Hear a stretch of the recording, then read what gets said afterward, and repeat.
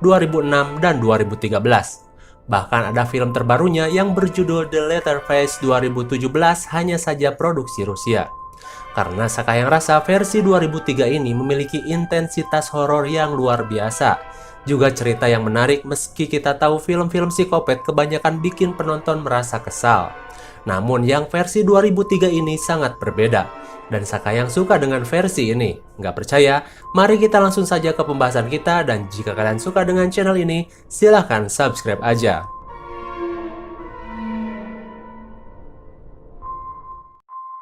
Film ini diawali dengan investigasi polisi di tahun 1973 mengenai pembantaian yang terjadi di daerah terpencil Texas. Polisi menemukan banyaknya korban yang berjatuhan di sekitaran rumah keluarga Lewitt, seperti tubuh manusia, kuku, gigi, sampai barang bukti yang mengerikan berupa gergaji mesin alias senso buat motong-motong suluh yang disalahgunakan menjadi alat pembantaian.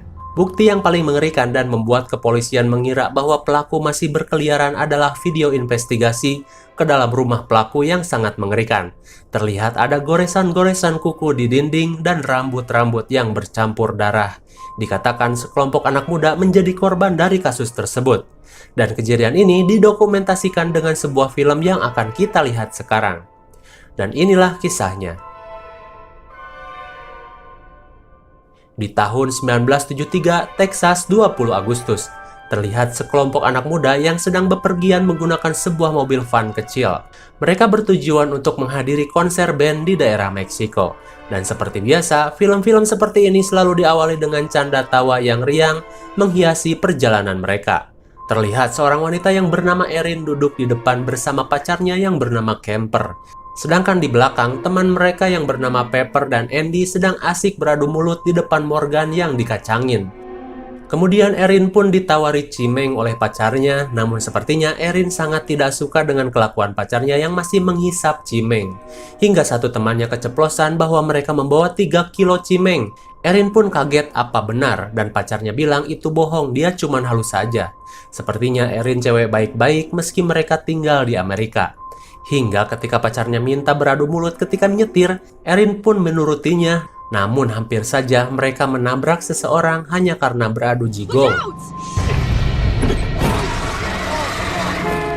Erin melihat ada seorang wanita muda yang berjalan seperti orang linglung di pinggir jalan. Ia pun menanyainya namun tidak ada respon. Hingga mereka memutuskan untuk menolongnya dengan membawa wanita tersebut masuk ke dalam mobil. Di dalam mobil mereka bertanya kembali. Namun hasilnya sama, tidak ada jawaban sama sekali, dan kadang-kadang jawabannya malah melantur. Ia bilang, aku sangat takut sekali, dia sangat jahat dan benar-benar lebih jahat daripada iblis. Mereka pun heran apa maksudnya. Dan ketika si cewek itu melihat ada pelang aneh, ia pun seperti teringat dengan jalan menuju rumah jagal tersebut. Ia pun histeris dan tidak ingin kembali ke sana. Hingga ia pun tiba-tiba membawa senjata dari dalam rahimnya dan tiba-tiba menembak dirinya sendiri sampai mati. Mereka semua syok dengan kejadian itu. Mereka tidak mengira wanita tersebut melakukan tindakan tersebut di depan mata mereka. Bahkan di dalam mobil yang mereka tumpangi. Jelas mereka panik, namun inisiatif menelpon polisi pun dirasa tidak mungkin karena ternyata memang benar. Mereka membawa cimeng 3 kg disimpan di dalam boneka. Mereka pun kebingungan hingga mau tidak mau, pacar Erin pun membuang cimengnya ke dalam rumput ilalang. Mereka pun pergi mencari bantuan dengan membawa mayat si wanita tersebut. Hingga sampailah mereka di sebuah pom mini. Mereka pun masuk dan meminta bantuan, namun terlihat ada raut-raut wajah psikopat di wajah wanita pemilik pom mini tersebut. Mereka pun meminta diteleponkan polisi karena ada kasus bundir di dalam mobil. Si emak-emak itu pun menelpon. Dan katanya polisi tidak bisa datang ke sini, anterin aja tuh mayatnya ke daerah Crawford. Jelas mereka kesal, polisi Texas kok kayak gini. Mau tidak mau mereka pun membawanya ke sana. Sesampainya di sana, mereka pun mencari-cari di mana polisi itu berada, namun nihil. Tempatnya juga aneh banget, kental banget suasana psikopatnya. Hingga salah satu temannya udah frustasi dan menyarankan agar membuang saja mayatnya. Namun para ladies nggak mau. Kasihan cuy, ini cewek pasti dicariin keluarganya, kata si Erin. Dan mereka pun mau tidak mau harus menunggu polisi tersebut datang. Hingga ketika mereka sedang berdiskusi, terlihat ada sekelebat bayangan aneh di dalam bangunan. Kaget kan? Sama aku juga kaget. Apalagi kalau nggak dikasih tahu. Mereka pun masuk dan memeriksanya. Suasana begitu kelam hingga tiba-tiba mereka menemukan seorang bocah lusuh yang sedang nongkrong gak jelas di dalam kegelapan. Ia adalah Jedi. Mereka pun bertanya di mana polisi tersebut, namun ia tidak tahu. Kemudian Kemper bersama Erin pergi untuk melihat keadaan sekitar dan mencari rumah terdekat untuk meminta bantuan. Mereka pun asruk-asrukan masuk ke dalam hutan hingga sampailah mereka di sebuah rumah besar dan aneh, satu-satunya di daerah itu. Mereka pun mendekatinya dan mengetuk pintu. Hingga datanglah seorang kakek aneh dengan kakinya yang hilang. Erin pun menjelaskan niatannya ke sini untuk mencari sheriff. Si kakek aneh itu pun mempersilahkan Erin untuk menelpon. Setelah selesai menelpon, si kakek itu pun berteriak meminta tolong kepada Erin untuk dibangunkan. Namun si kampret Sugiono malah memanfaatkan situasi tersebut. Perhatikan tangannya. Camper yang menunggu di luar pun sudah bosan menunggu. Ia pun masuk dan mencari di mana Erin. Namun kejadian aneh mulai terjadi. Ketika Camper masuk dan mencari ke setiap sudut ruangan, tiba-tiba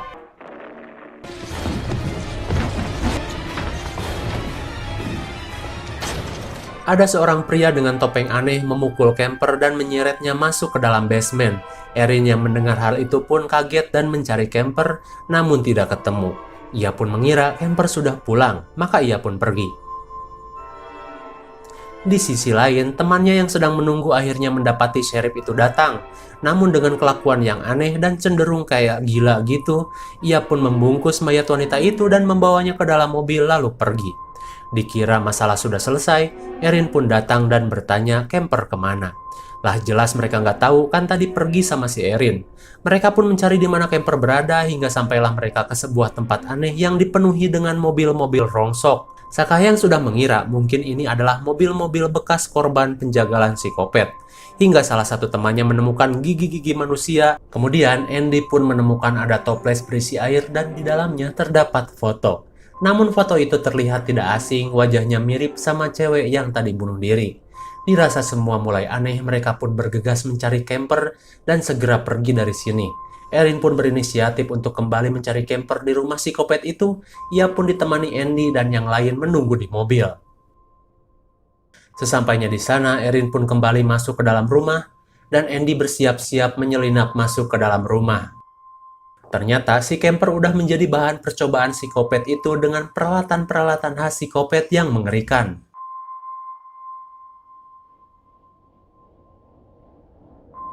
Camper pun dirasa sudah tidak akan selamat. Andy pun masuk ke dalam rumah tersebut dan menemukan banyak sekali hal aneh di dalamnya. Salah satunya terlihat ada daging-daging seperti dendeng manusia, hingga tanpa sengaja Andy pun malah menjatuhkan benda yang membuat suara yang keras. Si kakek pun tahu ada seseorang di dalam rumah, ia pun marah kemudian berkata, "Kau tidak akan lolos dari sini." Lalu ia pun mengetok-ngetokkan tongkatnya dan berkata, "Jang, Ujang, Jang Kopet, naik ke sini dan bawa mereka." Dan tiba-tiba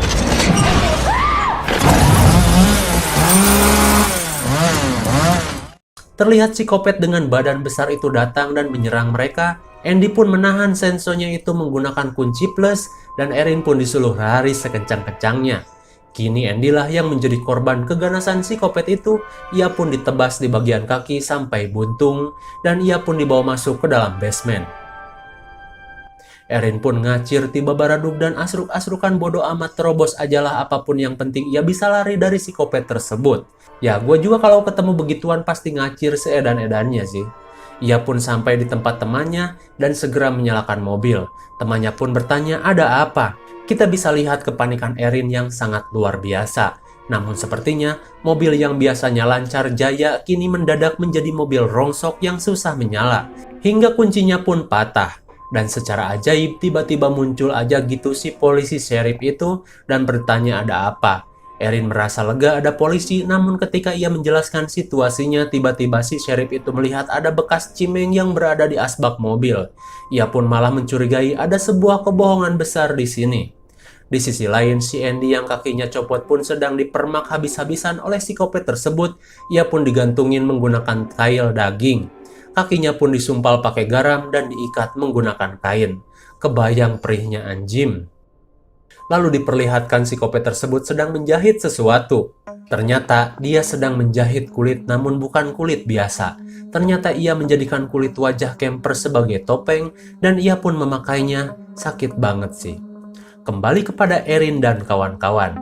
Mereka kini dituduh sebagai pembunuh wanita tadi karena si polisi aneh ini menyangka mereka semua mabok cimeng dan telah membohongi polisi. Morgan pun ditangkap dan dibawa masuk ke dalam mobil meninggalkan Erin dan Pepper. Namun ketika mereka bersiap akan pergi dengan mengakali kabel starter tiba-tiba.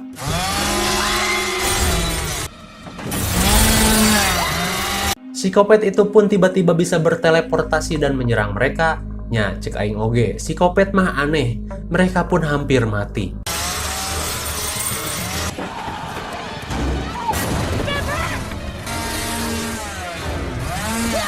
Hingga Pepper pun lari dan ia pun dikejar psikopat itu dan mati di Senso.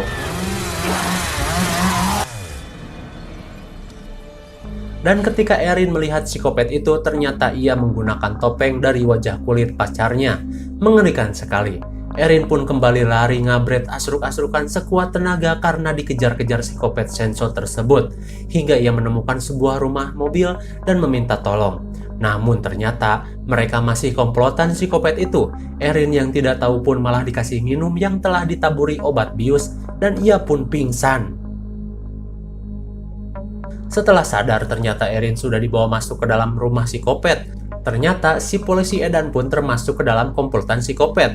Simpelnya, mereka adalah keluarga psikopat yang samawa.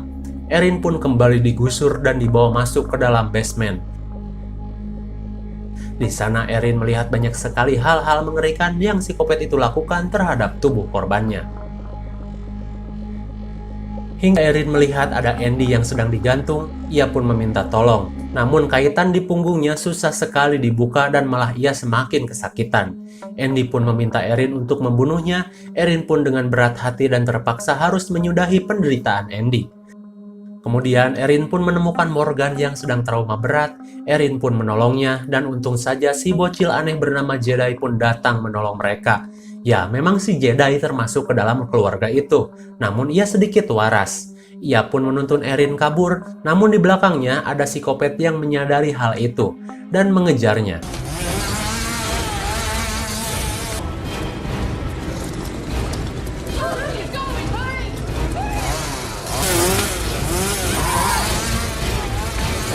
Mereka pun bisa lolos dan malah masuk ke dalam rumah gubuk di tengah hutan. Jelas itu akan menjadi santapan empuk bagi psikopat Senso. Senso adalah gergaji mesin kalau kalian nggak tahu ya. Mereka pun bersembunyi di dalam rumah itu dan terjadilah petak umpet kematian. Hingga dengan saktinya psikopat itu tahu keberadaan Erin. Erin pun ditangkap dan Morgan berusaha menolongnya. Namun Morgan malah menjadi santapan empuk Senso jagal tersebut. Ia pun mati, Erin pun kabur. Ia pun dikejar-kejar sama psikopat itu. Jujur gua ngerasa ngeri banget di sini. Kebayang kalau gua yang dikejar-kejar bisa-bisa modal di celana, guys.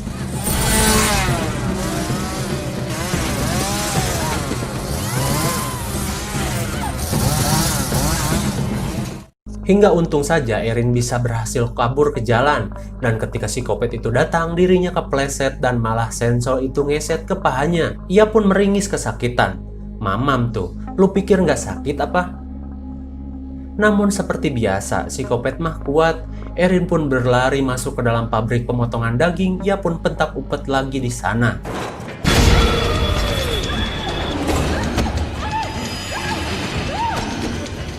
Anehnya, psikopat itu bisa tahu aja gitu di mana si Erin. Ia pun kabur dan masuk ke dalam penyimpanan daging. Dan jelas ia pun ketahuan. Erin pun hampir kena sensor di bagian selangkangannya. Untung saja enggak kena. Ia pun berlari dan masuk ke dalam lemari dan memancing psikopat itu. Dan ketika psikopat itu salah membuka lemari yang isinya adalah babi, Erin pun membancoknya menggunakan pisau daging sampai tangannya buntung. Psikopat itu pun menangis kesakitan, tangannya sisa sebelah. Namun kalian jangan senang dulu. Erin pun berlari mencari bantuan, namun untung saja ada kang kontainer datang dan membawanya. Ia pun meminta pertolongan, namun bodohnya malah ke situ lagi minta tolongnya, ke tempat pom ini psikopat yang kemarin. Emang cuman itu doang kali ya tempat minta tolongnya. Si Erin yang tahu akan hal itu pun segera kabur, dan ternyata memang si mama penjaga pom ini itu juga masih komplotan psikopat. Kemudian Erin pun melihat ada seorang bocah yang diduga hasil dari pendidikan. Ia pun membawanya dan masuk ke dalam mobil polisi. Ia pun lantas menabrak polisi gaduhan itu sampai mati. Erin pun pergi dengan bocah itu dan selamat, hingga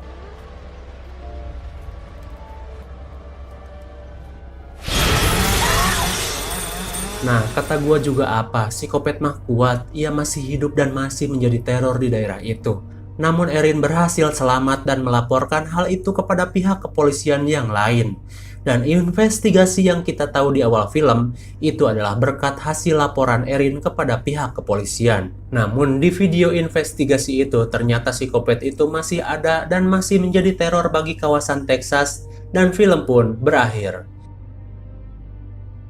Bagaimana? Serem banget kan? Memang versi 2003 ini lebih ngena horornya, dan katanya psikopat itu masih berkeliaran 5 tahun kemudian setelah kejadian tersebut. Namun dengan tangan yang cuman sebelah. Dan IMDb untuk film ini cukup fantastis dengan nilai 6,2, jauh dengan versi-versi lain yang malah memburuk kualitasnya. Namun semua tergantung penilaian pribadi masing-masing. Mungkin segini saja review dan penjelasan film Texas Chainsaw 2003. Jangan lupa like, share, dan subscribe supaya kalian tidak ketinggalan jika ada video baru dari Sakayang. Thanks for watching and see you on next video. Bye-bye.